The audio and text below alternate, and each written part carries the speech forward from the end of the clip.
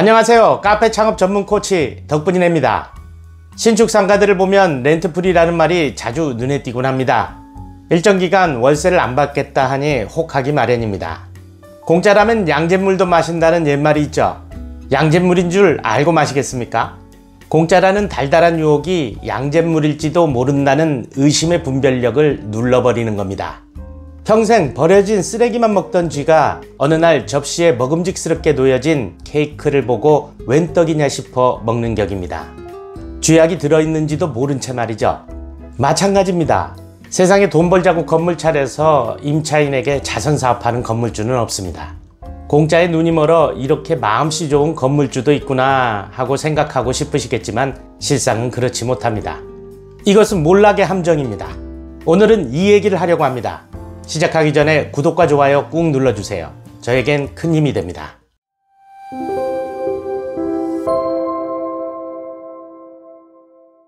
먼저 이것을 잊지 말아야 합니다.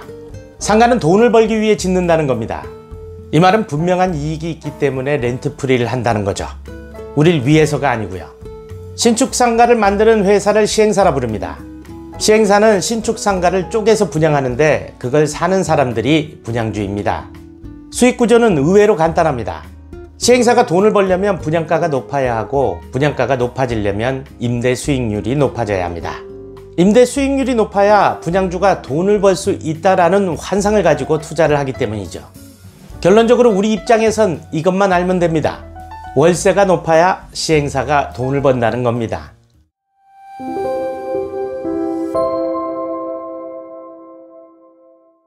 렌트프리를 주는 신축 상가는 대부분 평균에 비해 월세가 높습니다. 당연히 그 월세로는 아무도 들어오려고 하질 않죠. 그렇다고 평균 시세로 월세를 받으면 수익률이 낮아져 큰 돈벌이가 되지 않습니다. 월세를 높게 받아야 돈을 버는데 비싸서 아무도 새를 들어오지 않는 딜레마에 빠지게 되는 거죠. 마치 쥐들이 고양이 목에 방울을 거는 것이 답인 줄은 알지만 못하는 것처럼요. 하지만 시행사와 그들의 하청업체인 분양대행사는 기어이 고양이 목에 방울을 거는 방법을 찾아냅니다. 그것이 바로 렌트프리입니다. 임차인의 눈앞에 렌트프리라는 먹음직스러운 케이크를 주는 것이죠. 당장의 케이크에 현혹된 임차인은 렌트프리가 끝난 뒤의 미래 따위는 보이지 않습니다. 계산기를 두드려가며 숫자에 빠집니다. 따져보니 별로 안 비싸네. 이렇게 쥐약이 든 케이크를 먹게 됩니다.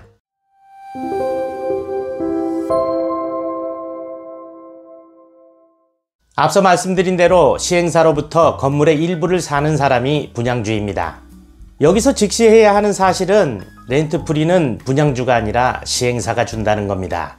그래서 렌트프리는 분양주에게도 먹음직스러운 케이크가 됩니다. 시행사는 렌트프리를 통해서 분양주에게도 높은 수익률, 즉 높은 월세를 보장하게 되는 거죠.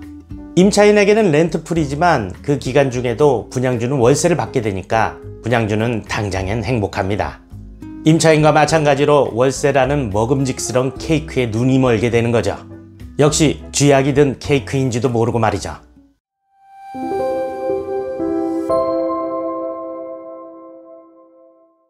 신도시 같은 경우 상가는 아파트보다 먼저 입주가 시작됩니다.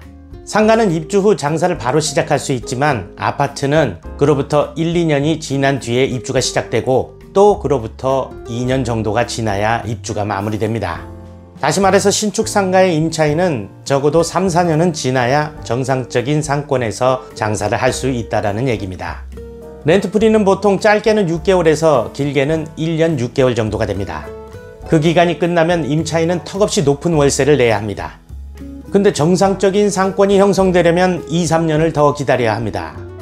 적자는 늘어나고 보증금에서 월세를 까야 하는 지경까지 이릅니다.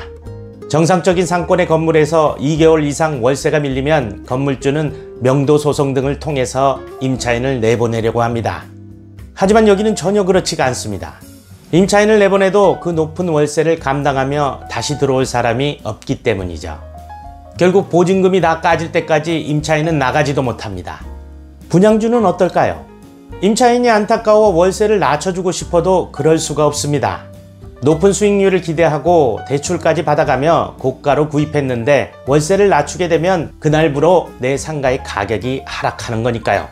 이렇게 이러지도 저러지도 못하다가 최악의 경우 경매로까지 넘어가게 됩니다. 렌트프리는 분양주도 임차인도 모두를 함께 죽입니다.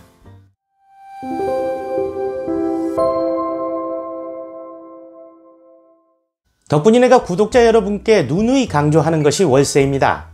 월세가 싼 곳이 좋은 매장입니다.